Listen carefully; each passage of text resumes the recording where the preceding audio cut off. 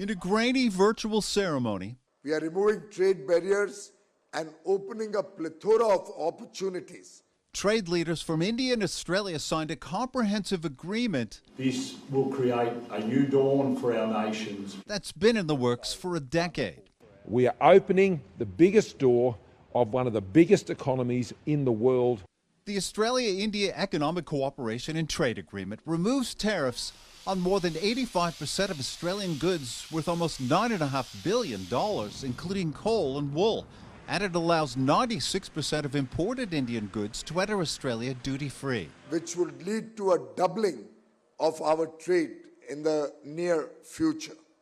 Great potential for labor-oriented sectors in India.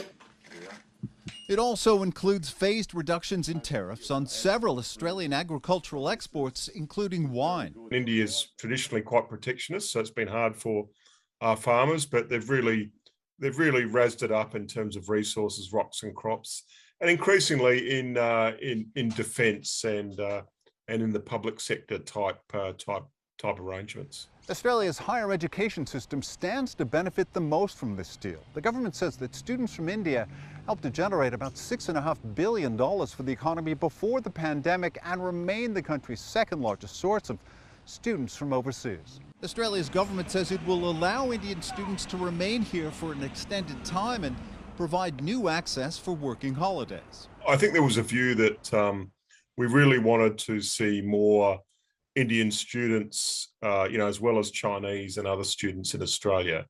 And so hence the visa arrangements. The deal is considered critical for Australia as it looks to reduce its dependence on China, its biggest trading partner. Increasing diplomatic tensions have led China to block some Australian exports and impose high tariffs on other items. I think most economists and even the Department of Foreign Affairs and Trade itself has said that the purchasing power of the middle class in China and the growth in that purchasing power is more than India, USA, Japan, and Korea put together.